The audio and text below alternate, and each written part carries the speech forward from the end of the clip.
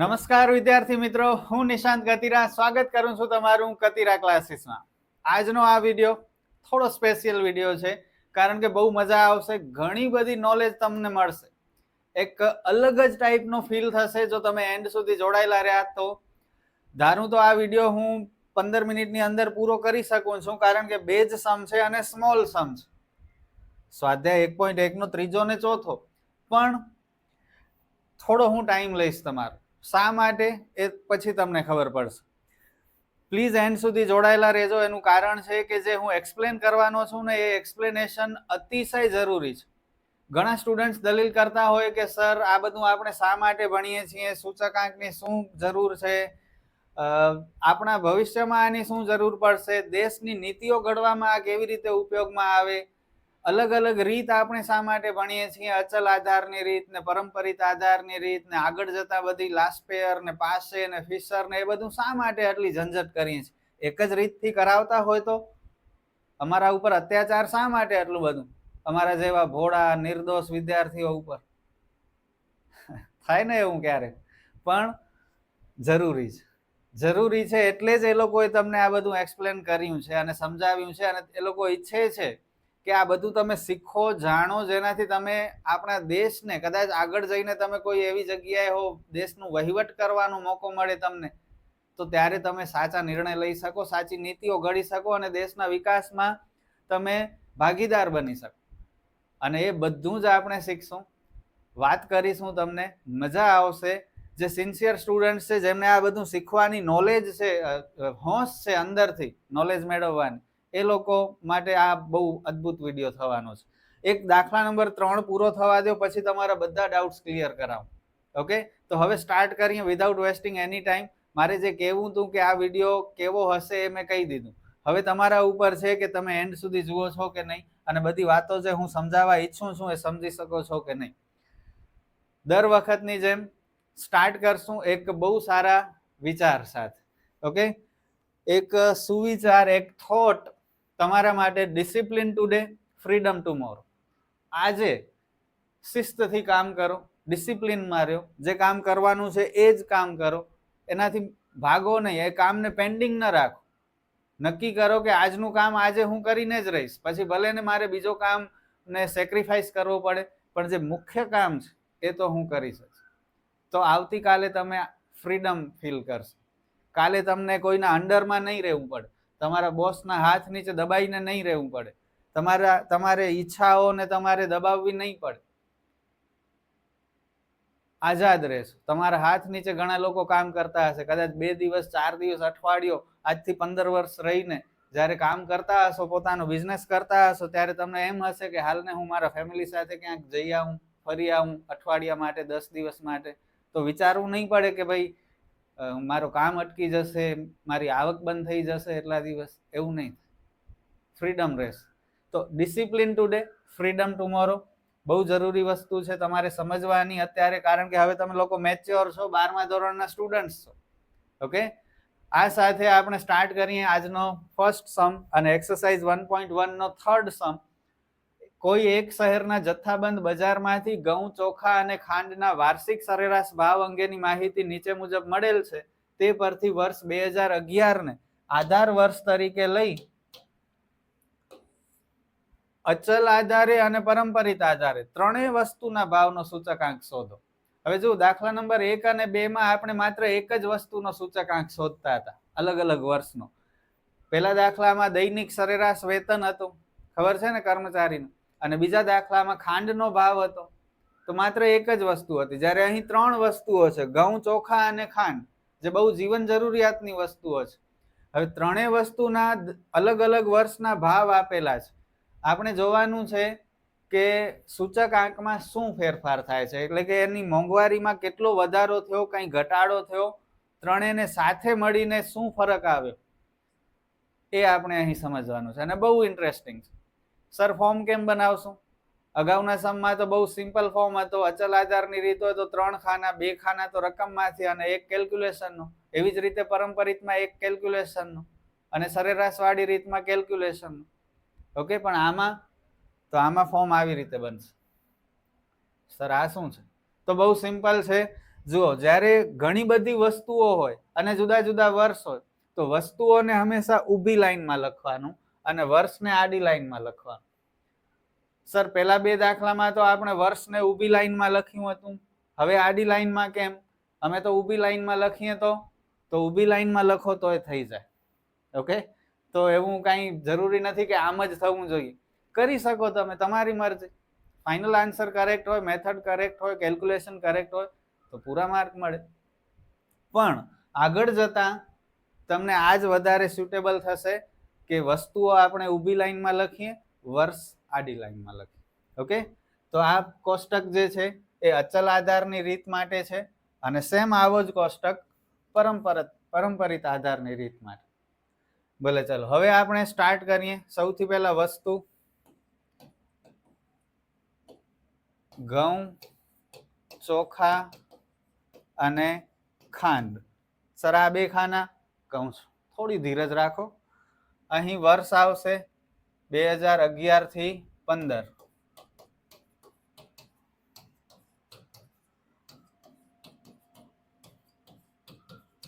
Sir આ પહેલો ખાનો એ પણ કહું છું, આવડી ઉતાવળ શેની છે? અચલ આધારની રીત છે ને, તો આ પહેલા ખાનામાં આપણે સૂત્ર લખશું. બરોબર, સૂત્ર શું છે અચલ આધારની રીતે? સૂચકાંક શોધવાનું. અચલ આધાર એટલે ચેન્જ ન થાય. કોઈ એક વર્ષને આપણે આધાર વર્ષ તરીકે લઈએ તો ચાલુ વર્ષનો ભાવ ભાગ્યા આધાર વર્ષનો ભાવ, સૂચકાંક શોધીએ છીએ એટલે ગુણ્યા 100. ક્લિયર? હવે અહીં આપણે કેલ્ક્યુલેશન કરશું.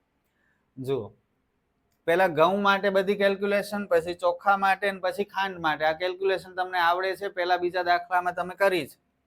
ઓકે, ઘઉંમાં ચાલુ વર્ષનું 18 અને આધાર વર્ષ છે 11, 2011. તો આધાર વર્ષનો ભાવ પણ 18, તો 18 ભાગ્યા 18 ગુણ્યા 100. 18 ભાગ્યા 18 ગુણ્યા 100. 18 કેન્સલ એટલે 100. એવી જ રીતે 18.5 ભાગ્યા 18 ગુણ્યા 100. 18.90 ભાગ્યા 18 ગુણ્યા 100.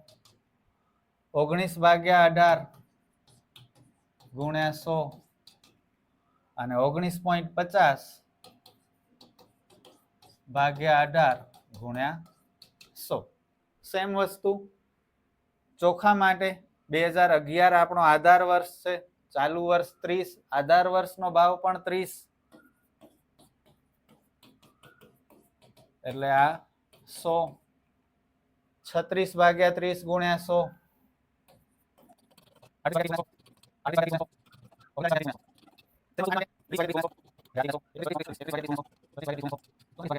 36 ભાગ્યા 30 ગુણ્યા 100. હવે કેલ્સીમાં આ બધી કેલ્ક્યુલેશન કરી લઈએ. 18.50 ભાગ્યા 18 ગુણ્યા 100 એટલે 102.78.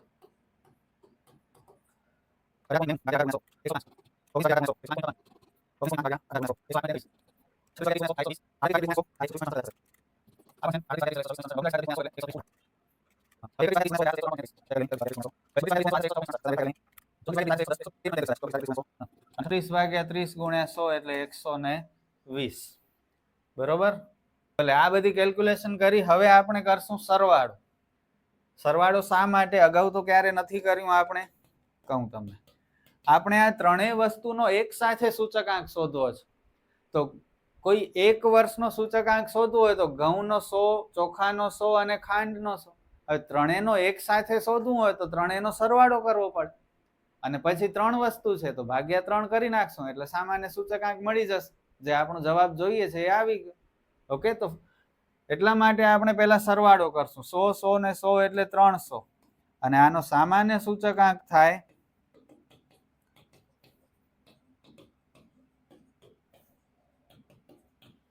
300 ભાગ્યા 3 એટલે 100. આધાર વર્ષ છે 2011 એટલે 100 જ આવે. આધાર વર્ષનો સૂચકાંક 100 હોય. જો અહીં પણ 100 આવ્યું, અહીં પણ 100, બધી જગ્યાએ 100 જ થશે. ટોટલ પણ 100 જ થશે. એવરેજ.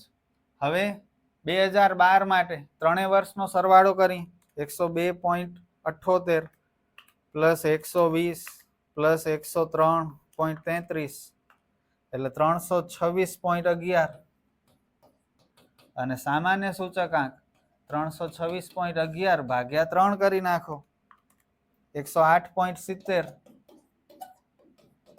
પેલા પૂરું કરી લઈએ પછી થોડું સમજાવું તમને.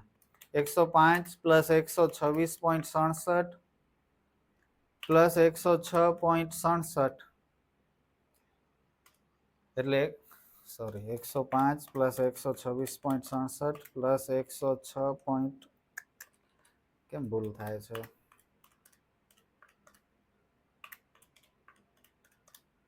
338.34. ઉતાવળમાં એકની બીજી સ્વિચ દબાઈ જશે ને તો બહુ મોટી ભૂલ થઈ જશે. થોડું આરામથી કામ કરજો. 112.78 અને 105.56 પ્લસ 126.67 પ્લસ 113.33 345.56 અને ભાગ્યા 3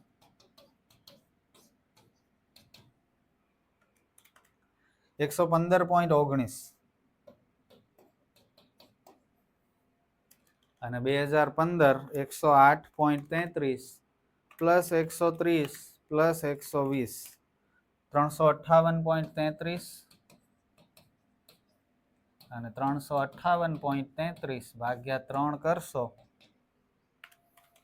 એટલે 119.44. બસ આ એક રીતથી થઈ ગયો. અને એક્ઝામમાં તમને બંને રીત એક સાથે નહીં પૂછે, એક જ રીત પૂછશે. બરોબર? તો બસ આ 3 માર્ક મળી ગયા. હવે અચલ આધારની રીત છે અને આધાર વર્ષ આપણે 2011 લીધો. તો 2011 માં તો સામાન્ય સૂચકાંક 100 જ આવે. ત્રણેય વસ્તુનો એક સાથે હોય કે કોઈ એક વસ્તુનો હોય, એક વસ્તુનો પણ 100 આવે અને ત્રણેયનો એવરેજ કરશું તો એ 100 જ મળશે. હવે આ ત્રણેયને સાથે મળીને ત્રણેયના ભાવમાં 2011 કરતા 2012 કેટલો વધારો થયો ટકાવારીમાં એ કેમ ખબર પડે? તો આવી રીતે ખબર પડે. કેટલો વધારો થયો? 108.70. એનો મતલબ 2011 કરતા 2012 8.70% વધારો થયો ત્રણેય વસ્તુના ભાવમાં સાથે મળીને. અને વધારો થયો એ આપણને ખબર છે. જુઓ 11 કરતા 12 બધી વસ્તુના ભાવ વધ્યા છે તો સૂચકાંક તો વધવાનો જ છે. પ્રેક્ટિકલી વિચારીએ તો ક્લિયર. પાછો 11 કરતા 13 પણ ભાવ વધ્યા અને 12 કરતા પણ વધારે ભાવ થયા. તો એનો મતલબ 13 જે સૂચકાંક આવશે એ 12 કરતા ઊંચો આવશે. જુઓ 112.78 12 કરતા 13 ભાવ વધારે હતા. એવી જ રીતે 13 કરતા 14 ભાવ વધારે હતા તો પાછો સૂચકાંક વધતો ગયો દર વર્ષે. કારણ કે દર વર્ષે ભાવમાં વધારો થાય છે. તમે જોઈ શકો છો every year price is increasing of all commodities. Okay, clear થયું? અને આ વસ્તુ કંઈ એટલી મારે એક્સપ્લેન ડિટેલમાં કરવાની જરૂર નથી. આ તમે ઇઝીલી સમજી પણ શકો છો. હજુ આ સમ પૂરો થવા દો ત્યારે મજા આવશે, ત્યારે જ એક્સપ્લેન કરીશ. ચલો હવે આપણે પરંપરિત આધારની રીતે આપણે પેલા આખો સમ ગણીએ. અહીં આવશે વસ્તુ, અહીં આવશે વર્ષ,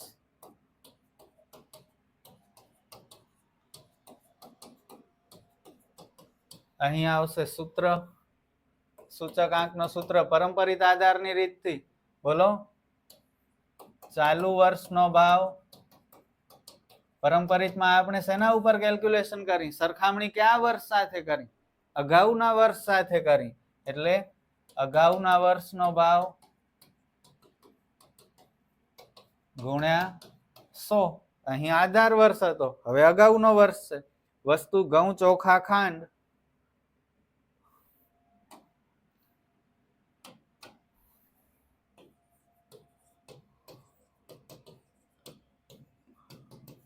અને હવે કેલ્ક્યુલેશન કરશું. બરોબર?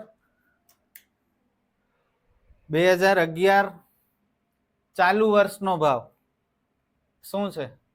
ઘઉંનો 18 અને અગાઉનો વર્ષ તો 2010 ની તો માહિતી જ નથી આપેલી તો અગાઉના પરંપરિત આધારની રીતે ફર્સ્ટ યરનો ક્યારે સૂચકાંક ફાઇન્ડ કરી શકશું નહીં, કારણ કે અગાઉનો વર્ષ છે નહીં. એટલે શું મૂકી દેવાનું? 100 મૂકી દેવાનું બધી વસ્તુઓ માટે. ઓકે, જેટલી પણ વસ્તુઓ હોય બધા માટે 100 જ આવશે, કારણ કે અગાઉના વર્ષની માહિતી આપણી પાસે નથી. હવે બધું થશે 2012 માટે 2012 નો ભાવ ભાગ્યા 11 નો ભાવ 18.50 ભાગ્યા 18 ગુણ્યા 100. એવી જ રીતે 13 નો ભાવ ભાગ્યા 12 નો ભાવ 18.90 ભાગ્યા 18.50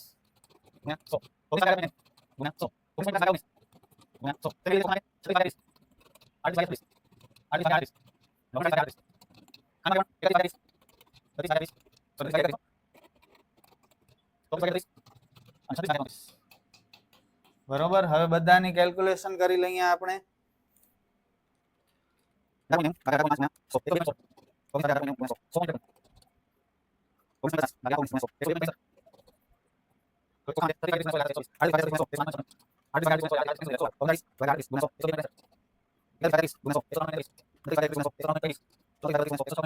અને 36 ભાગ્યા 34 ગુણ્યા 100 105.88. ઓકે, હવે જેમ અગાઉ આપણે અચલ આધારની રીતમાં કરી સેમ એવી જ રીતે પરંપરિતમાં કરશું. સરવાળો કરશું અને ત્યારબાદ સામાન્ય સૂચકાંક શોધશું. સરવાળો અહીં થશે 300 અને સામાન્ય સૂચકાંક 300 ભાગ્યા 3 એટલે 100 જ થાય. પેલા વર્ષે તો એટલું જ હોય. હવે બીજા વર્ષ આ કેમ રહી ગયું? 18.50 ભાગ્યા 18 ગુણ્યા 100 102.78 102.78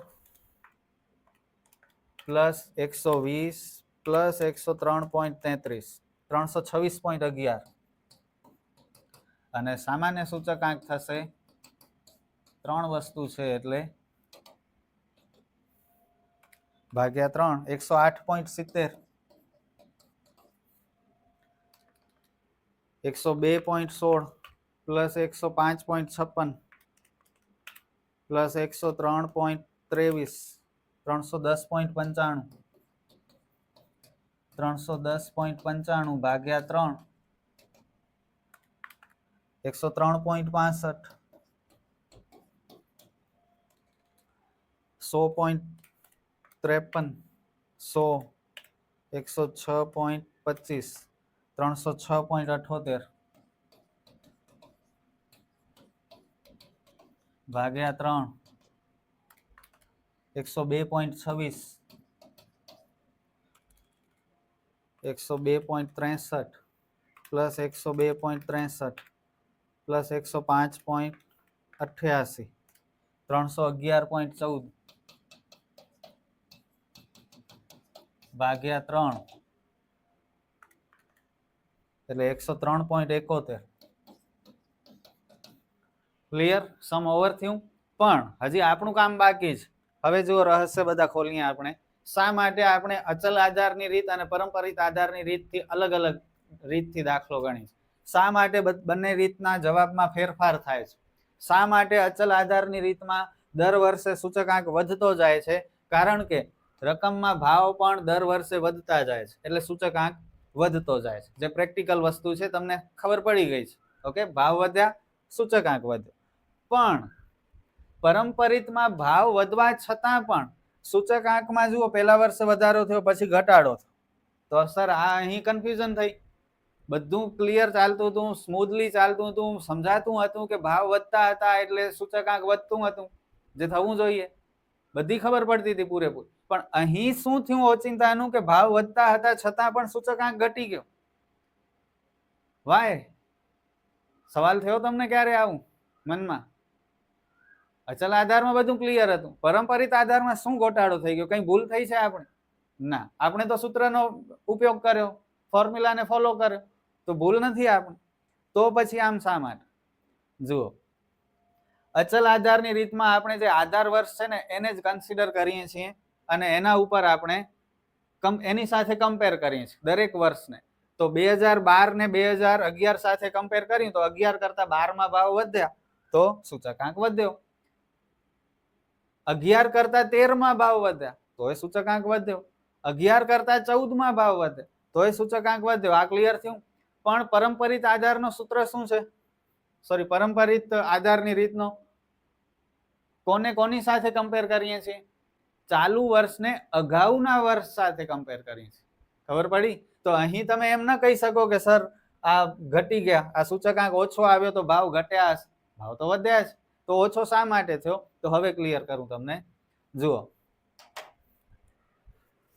2012 અને 2011 આ ચાલુ વર્ષ, આ અગાઉનો વર્ષ. તો અગાઉના વર્ષ કરતા ચાલુ વર્ષમાં ભાવ વધ્યા અને આ સ્ટાર્ટિંગ નો વર્ષ હતો એટલે 100 હતું. આ વર્ષે સૂચકાંક 108 થયું. તો આ તો તમને ક્લિયરલી ખબર પડ્યું કે ભાવ વધ્યા એટલે સૂચકાંક વધ્યો.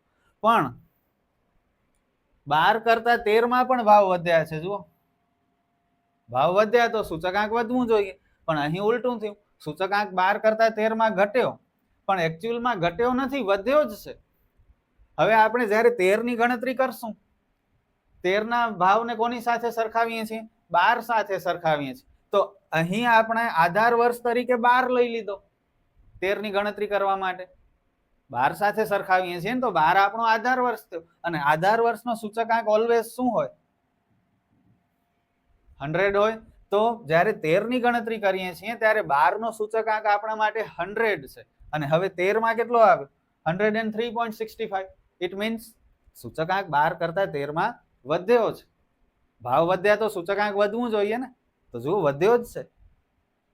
ખબર પડે છે? આ બધું શાંતિથી વિચારવું પડશે, એકદમ ડીપમાં જવું પડશે, એની પાછળનું રહસ્ય સમજવું પડશે. 14 માં 13 કરતા પણ સૂચકાંક ઘટ્યો તો સર ભાવ તો વધ્યો છે.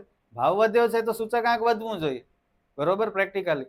પણ 14 ને આપણે કોની સાથે કમ્પેર કરીએ છીએ? અગાઉના વર્ષ સાથે. તો 14 ની ગણતરી કરશું ત્યારે 13 ના બધા ભાવ આપણા માટે આધાર વર્ષ છે. અને 13 ના ભાવ આધાર વર્ષ હોવાથી એનો સૂચકાંક શું આવે? 100 આવે. આધાર વર્ષનો સૂચકાંક 100, બરોબર? તો આ 100 અને આ 102.26. તો જુઓ, વધ્યો કહેવાય ને. ભાવ પણ વધ્યા છે 13 કરતા 14 માં. 18.90 ના 19 થયા. ચોખામાં નથી વધ્યા પણ ખાંડમાં તો વધ્યા. અને તમે જોશો ધ્યાનથી તો એટલા બધા પણ નથી વધ્યા. બહુ બધો ભાવમાં વધારો થયો નથી. જો 11 કરતા 12 માં સરખો વધારો થયો હતો ચોખામાં, સ્પેશિયલી 30 ના સીધા 36 થઈ ગયા. પણ 13 કરતા 14 માં સાધારણ વધારો છે. તો 11 કરતા 12 માં જે સૂચકાંક હતો એ જુઓ 100 ના 108.70 થઈ ગયા. બહુ વધારે ડિફરન્સ થઈ ગયો. પણ 13 કરતા 14 માં એટલા ભાવ નથી વધ્યા. તો પરંપરિતની રીત છે એટલે 13 ને આધાર ગણીએ તો આ 100 અને આ 102.26. તો 100 ના 102.26 એટલે ઓછો ડિફરન્સ. સમજી શકો છો આ બધી વસ્તુઓ? જો હું મારી પૂરી ટ્રાય કરું છું તમને બધું શાંતિથી અને ક્લિયરલી સમજાવવાનું. ઘણા સ્ટુડન્ટ્સને આ બધું ઉપરથી જતું હશે, ઘણા સ્ટુડન્ટ સમજી શકતા હશે. જ્યારે તમે હાઈ કરિયર બનાવવા માટે આગળ ભણશો, કોઈ પ્રોફેશનલ કોર્સ કરશો, તો એ પ્રોફેશનલ કોર્સમાં આ બધું આવવાનું છે. અને એટ ધેટ ટાઈમ તમને કન્ફ્યુઝન થશે કે યાર આટલું બધું આ શું છે? આ બધું અમને આવતું હતું 12મા ધોરણમાં, પણ અત્યારે કેમ ક્લિયર નથી થતું? અને ત્યારે મથામણ કરવી પડશે. એના કરતાં બેટર છે કે અત્યારે આ બધું બેઝિકથી સમજી લો. એટ ધેટ ટાઈમ તમને બહુ ઇઝી લાગશે એ તમારો પ્રોફેશનલ કોર્સ. સમજાણું? અને 14 કરતા 15 માં વધ્યો સૂચકાંક. તો વધ્યો ઇન ધ સેન્સ આ આધાર વર્ષ હતો, આ શોધ્યો આપણે, તો 100 કરતા આ 103.71 થયો. આઈ હોપ કે તમે લોકો સમજ્યા હશે. કમેન્ટમાં મને જણાવજો મારી એક્સપ્લેનેશન તમને ખબર પડી કે નહીં. અને ઉપરથી ગયું હોય બધું તોય કહેજો સર બધું ઉપરથી જાય છે, તો મને ખબર પડે. ઓકે? અને અલગ અલગ રીતનો ઉપયોગ શા માટે કરીએ છીએ? ઘણાને એમ થશે સર એક અચલ આધારની રીતથી જ આપણે ગણતા હોઈએ તો શા માટે આ બધું અવળું બધું કરીએ છીએ? અચલ આધાર, પરંપરિત આધાર. તો જુઓ, અચલ આધારની રીતથી શું થાય? કોઈ એક વર્ષને આપણે આધાર વર્ષ લીધો અને એ વર્ષના ભાવને અન્ય કોઈક વર્ષના ભાવ સાથે સરખાવે. જેમ કે 2015 ની ગણતરી કરતા હોઈએ તો અચલ આધારની રીતમાં આધાર વર્ષ 2011 છે, તો 15 માં જે ભાવ હતા એને આપણે 11 ના ભાવ સાથે સરખાવ્યા. આ જે સૂચકાંક મળ્યા એ બધા સૂચકાંક કોની કમ્પેરિઝન થી મળ્યા છે? 11 ના ભાવની. ઓકે? પણ હવે એમાં તો એમ થાય કે ભાઈ 11 થી 15 5 વર્ષમાં આવડો વધારો થાય, પણ એવડો વધારો 5 વર્ષ જેટલા લાંબા સમયગાળા માટે આપણે શા માટે વિચાર?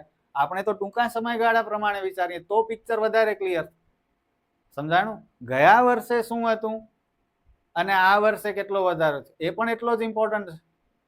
આજે આપણે કહીએ કે સોનાનો ભાવ 1.5 લાખ રૂપિયા છે 10 ગ્રામના, તો આજથી 25-30 વર્ષ પહેલા તો એનો ભાવ કદાચ 10,000 માંડ હતો. તો અવડો બધો વધારો થઈ ગયો એમ આપણે કહી શકીએ. પણ હવે તો એનો મતલબ શું? 30 વર્ષ પહેલાના ભાવ સાથે સરખામણી કરવાની શું જરૂર આપણે? એનો કોઈ મતલબ નથી. સરખામણી શેની થાય? નજીકના ભૂતકાળ સાથે થાય. તો પ્રીવિયસ યર સાથે આપણે કમ્પેર કરવું હોય તો પરંપરિત રીતનો ઉપયોગ થાય. અચલ આધારમાં અગાઉના વર્ષનો તો ખબર ન પડે ને, એ તો પરંપરિતમાં ખબર પડે. સમજ્યા? That's why we are using both different methods. અને હજુ પણ બીજી મેથડ્સ આવશે, લાસ્પેયર, પાસે, ફિશર, તો એનો પણ એવા જ ઉપયોગ હશે જે બહુ જરૂરી છે. એ હવે ત્યારે પહોંચશું ત્યારે આપણે ડિસ્કસ કરશું. સમજાણું?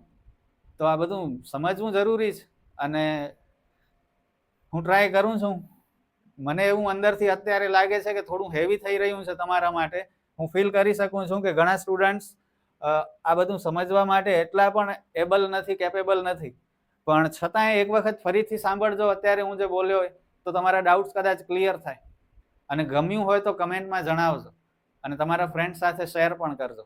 ઓકે, બાકી આ કેલ્ક્યુલેશન કરી લઈએ, માર્ક મળી જાય, આપણે માર્ક લેવાથી કામ છે, રિઝલ્ટ સારું આવશે તો એ થઈ જશે, બધું થઈ જશે, રિઝલ્ટ જોરદાર આવશે.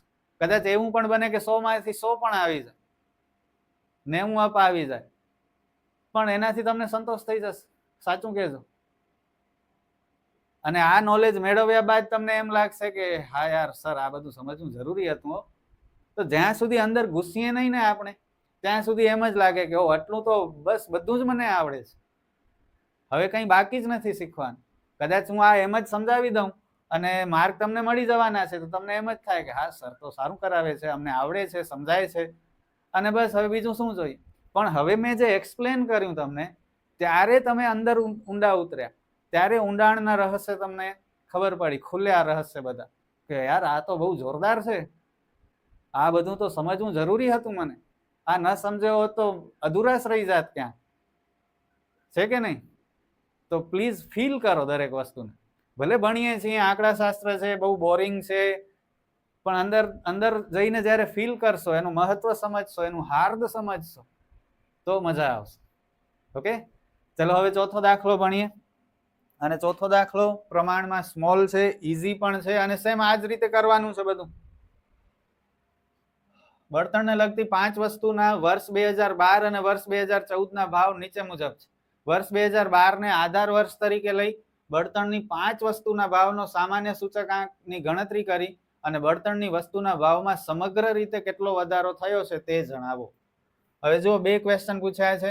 એક તો સામાન્ય સૂચકાંકની ગણતરી કરો અને બળતણની વસ્તુના ભાવમાં સમગ્ર રીતે કેટલો વધારો થયો તે જણાવો. બહુ સિમ્પલ છે. અગાઉના દાખલાની જેમ અહીં પણ જુદી જુદી વસ્તુઓ છે. અગાઉ જીવન જરૂરિયાતની 3 વસ્તુઓ હતી, અહીં બળતણની 5 વસ્તુઓ છે. વીજળી, ગેસ, દિવાસળી, કેરોસીન અને લાકડું. તો શું કરશું આપણે? સર મને ખબર છે. બોલ શું ખબર છે? સર અહીં આપણે ભાગ્યા 3 કર્યા હતા ને, હવે ભાગ્યા 5 કરશું. એકદમ પરફેક્ટ, વેરી ગુડ. જો તમને ખબર પડી ગઈ હોય અત્યારે મારાથી પહેલા, તો બસ આટલું જ કરવાનું. અને ઈઝી શું છે, તો આમાં 5 વર્ષની માહિતી હતી, જ્યારે અહીં માત્ર 2 જ વર્ષની માહિતી છે, 2012 અને 2014. તો આવડી બધી કેલ્ક્યુલેશન પણ કરવાની જરૂર નહીં પડે. દરેક વસ્તુ માટે એક વખત કેલ્ક્યુલેશન કરશું, ટોટલ કરશું, ભાગ્યા 5 કરશું, દાખલો પૂરો. સમજ્યા? ભલે ચલો કરી લઈએ. ઊભી લાઈનમાં વસ્તુ લખશું. અહીં એકમ આપેલા છે, અહીં 2012 નો ભાવ, આ 2014 નો ભાવ. 12 અને 14 ના ભાવની સરખામણી કરવાની છે. તો જે લેટેસ્ટ હોય ને એ ચાલુ વર્ષ કહેવાય, અને જે જૂનો વર્ષ હોય તે આધાર વર્ષ કહેવાય. તો આ જૂનો વર્ષ 2012 છે એટલે આધાર વર્ષ છે. આધાર વર્ષના ભાવને શું કહેવાય? P0. અને લેટેસ્ટ વર્ષ હોય, ચાલુ વર્ષ, એને કહેવાય P1. ઓકે, વસ્તુ કઈ કઈ છે? વીજળી, ગેસ, દિવાસળી, કેરોસીન અને લાકડું.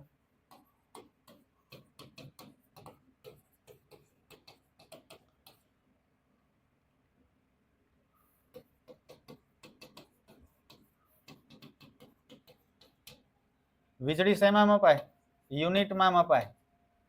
યુનિટ ખબર છે ને? દર મહિને 2 મહિને આપણા ઘરે બિલ આવે, એમાં કેટલા યુનિટ વપરાણા એ પ્રમાણે બિલ ભરવો પડે આપણને. યુનિટ દીઠ ભાવ હોય 7-8 રૂપિયા કે 9 રૂપિયા. ગામડામાં ઓછા ભાવ હોય, શહેરમાં યુનિટના વધુ ભાવ હોય.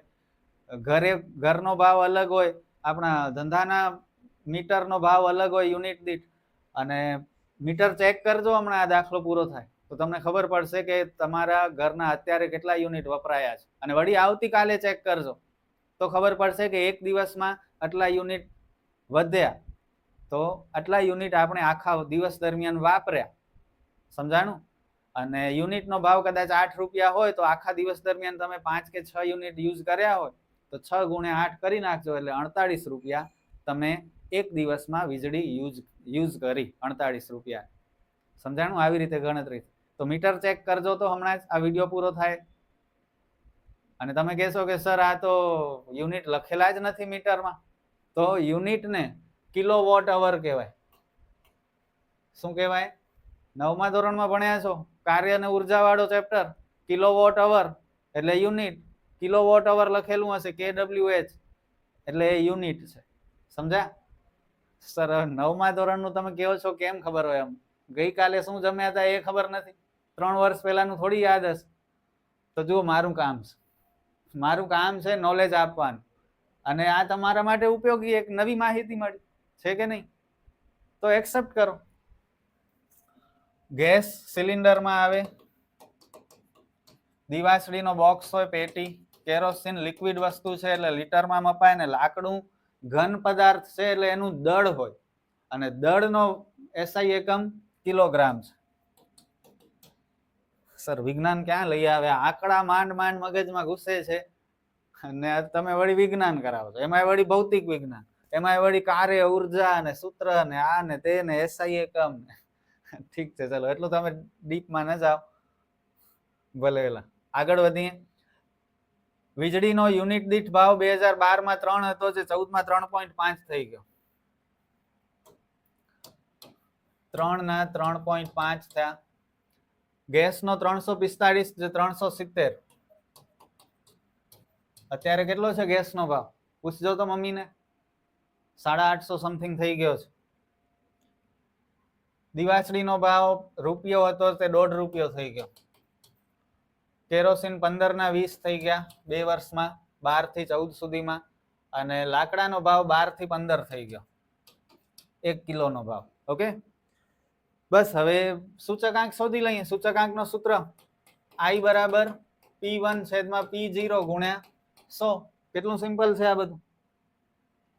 કરીએ ચલો ગણતરી. 3.5 ભાગ્યા 3 ગુણ્યા 100, 370 ભાગ્યા 345 ગુણ્યા 100, 1.50 ભાગ્યા 1 ગુણ્યા 100, 20 ભાગ્યા 15 ગુણ્યા 100, 15 ભાગ્યા 12 ગુણ્યા 100. બરોબર. 3.5 ભાગ્યા 3 ગુણ્યા 100, 116.67.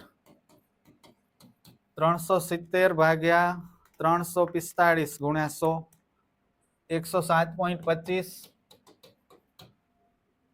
આ થશે 150. 20 ભાગ્યા 15 ગુણ્યા 100, 133.33. અને 15 ભાગ્યા 12 ગુણ્યા 100, આ 125 આવશે. 125. આ બધાનો સરવાળો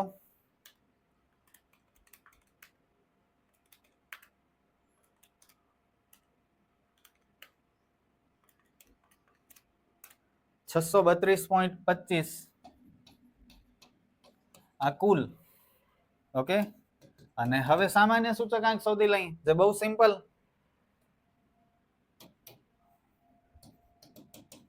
સામાન્ય સૂચકાંક એટલે આ બધાનો સરવાળો 632.25 ભાગ્યા કેટલી વસ્તુ છે? 5 એટલે 126.45. આથી હું સામાન્ય સૂચકાંક, આ ફર્સ્ટ ક્વેશ્ચન નો આન્સર મળ્યો. સામાન્ય સૂચકાંકની ગણતરી કરો. હવે બીજો ક્વેશ્ચન, બળતણની વસ્તુના ભાવમાં સમગ્ર રીતે કેટલો વધારો થયો? તો 2012 કરતા 2014માં આ 5 વસ્તુના ભાવમાં કેટલો વધારો થયો? તો આ 2012 આધાર વર્ષ છે, એનો સૂચકાંક 100 હોય અને 2014 નો સૂચકાંક આવ્યો 126.25, તો 100 કરતા કેટલા વધ્યા? 26.45, સોરી 25 નહીં, 126.45, એટલે 26.45% વધારો થયો આ 5 વસ્તુઓના ભાવમાં 2012 કરતા 2014 સુધીમાં. ઓકે, બસ પૂરું. બળતણની વસ્તુઓના ભાવમાં સમગ્ર રીતે થયેલ વધારો બરાબર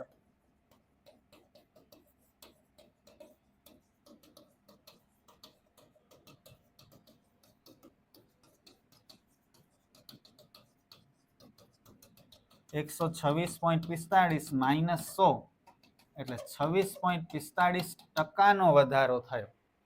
અને આ સાથે આપણો આ વિડીયો કમ્પ્લીટ થાય છે. સ્વાધ્યાય 1.1 પણ કમ્પ્લીટ થાય છે. સ્ક્રીનશોટ જોઈએ તો લઈ લો આનો. અને વિડીયો કેવો લાગ્યો એ મને પ્લીઝ કમેન્ટમાં જણાવજો. મેં મારી પૂરી ટ્રાય કરી તમને બધું ડિટેલમાં એક્સપ્લેન કરવાની. આ આપણે શા માટે ભણીએ છીએ, શું જરૂર પડશે ભવિષ્યમાં આ બધું શીખવાની, એ પણ મેં તમને કહ્યું. અને જો વિડીયો ગમ્યો હોય તો તમારા ફ્રેન્ડ સાથે પ્લીઝ શેર કરજો. આપણે ફરી મળીએ નેક્સ્ટ વિડીયોમાં. Good bye.